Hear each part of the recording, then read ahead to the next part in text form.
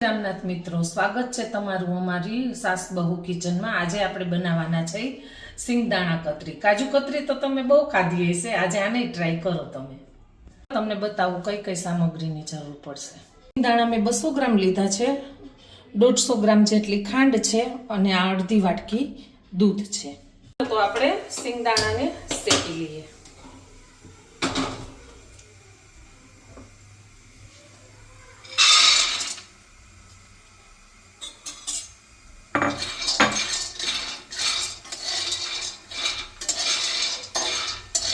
આપણા સિંગદાણા શેકાઈને તૈયાર થઈ ગયા છે। હવે એના ફોતરા કાઢી નાખીએ અને પછી ક્રશ કરી નાખીએ મિક્સરમાં।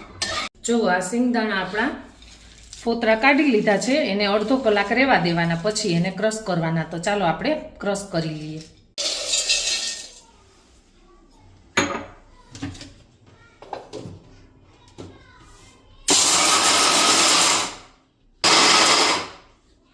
થોડી વારે આપણે ચેક કરવું પડે। આ એકદમ હાવ લોટ જેવો ભૂકો નથી કરવાનો, થોડુંક કરકરિયું રાખવું પડે, એટલે આવું પીસી લેવાનું એકદમ દરદરું। આપણો સિંગદાણાનો ભૂકો તૈયાર થઈ ગયો છે। હવે ગેસ ચાલુ કરીને આપણે કતરી બનાવીએ।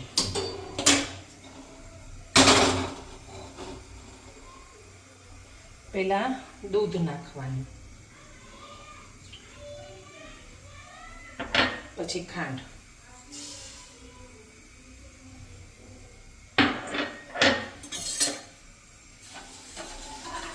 ઓગળી જાય ત્યાં સુધી હલાવવાનું, પછી મિશ્રણ નાખી દેવાનું। જો આપણી ખાંડ બરાબર ઓગળી ગઈ છે। હવે ધીમો ગેસ કરી અને આપણે મિશ્રણ નાખી દઈએ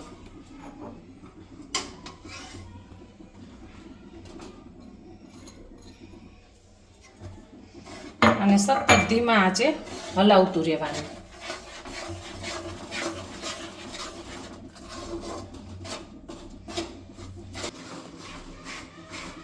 આપણે સતત હલાવતું રહેવાનું, પછી થોડોક લોટ લઈ અને આપણે જોવાનું, જ્યાં સુધી ગોળી ન વળે ને ત્યાં સુધી ચલાવતું રહેવાનું ધીમી આંચે।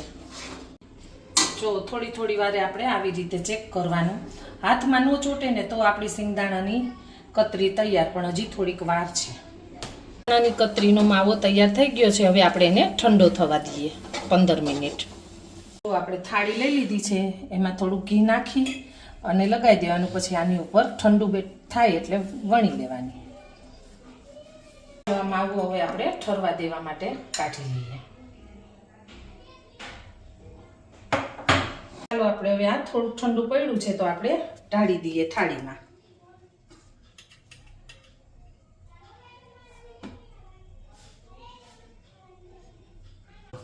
આવી રીતે આપણે લોટ બાંધતા હોય ને એવી રીતે કર્યા રાખવાનું।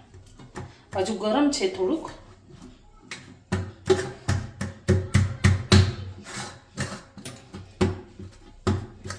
ચાલો તો હવે આપણું આ જરાક ઠંડુ પડી ગયું છે તો આપણે વણી લઈએ એને।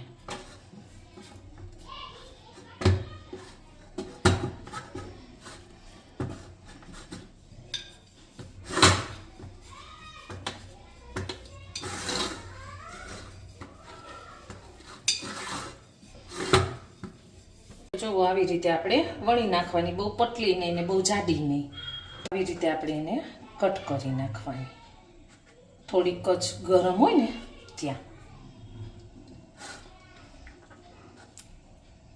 કતરીના શેપમાં આપણે કાપી લેવાની। તો જો આપણી સિંગદાણાની કતરી તૈયાર થઈ ગઈ છે।